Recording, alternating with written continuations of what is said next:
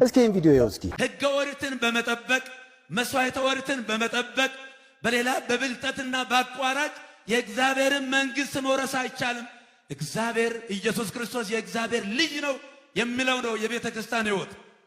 ቤተ ክርስቲያንም ህልውናዋን የምታስጠብቀው የእግዚአብሔር የመንግሥት ወንጌልን በመስበክ እንጂ ሰዎችን በመቃብር ስፍራ በማስፈራራት አሊያም ደግሞ በንግድ ሽፋን ቤቶችን በመደርደር ወይንም ደግሞ ገንዘብ በማሳደድ ከነጋዴዎች ጋር ራሷን በማነጻጸር አይደለም።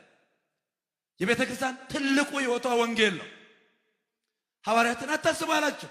እኔ ሕይወት ነኝ፣ እኔ መንገድ ነኝ። አዎ መንገድ እኮ መዳረሻ ነው እኮ ምን ደርስበት ነው።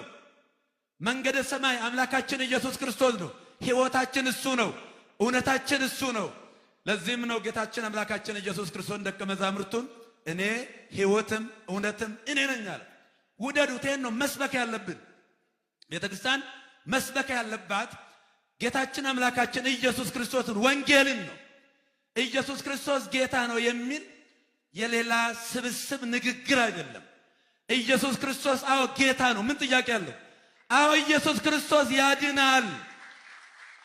ኢየሱስ ክርስቶስ በነፍስም በስጋም የሚያድን እውነተኛ የባህሪ አምላክ። የምናፍርበት ኢየሱስ ክርስቶስ የለንም። በጓዳ የምናንጎራጉረው የለም። በቃላት ስስት የምንሰብከው የለም። በቃላት ሙላትና በኃይል የምንሰብከው አምላካችን መድኃኒታችን ኢየሱስ ክርስቶስ ነው።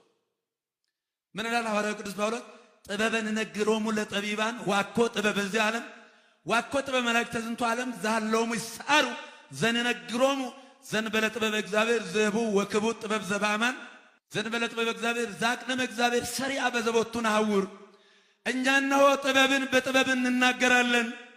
የዚህ ዓለም ጥበብ አይደለም፣ የነገሥታቱ ጥበብ አይደለም፣ የፈላስፋ ጥበብ አይደለም።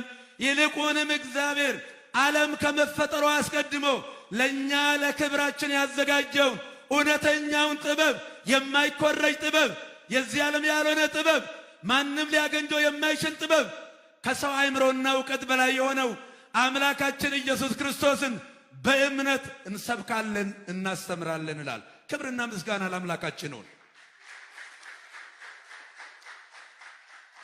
ቅዱስ ጳውሎስ በኤፌሶን መልእክቱ ምዕራፍ 2 ወእግዚአብሔርሰ በብዕለ ስብሐቱ ወበብዛ ምሕረቱ ዘአፍቀረነ እንዘ ሙታነ በኃጢአትነ አሕየወነ በኢየሱስ ክርስቶስ ወድነ በጸጋሁ ከመ ያድኅ በዓለም ዘይመጽእ ብዛ ጸጋሁ ወምሕረቱ ዘአፈርፈረ በኢየሱስ ክርስቶስ እስመ በጸጋሁ ድኅነ ዳእሙ ጸጋሁ ለእግዚአብሔር ውእቱ ወኢኮነ ዚአከ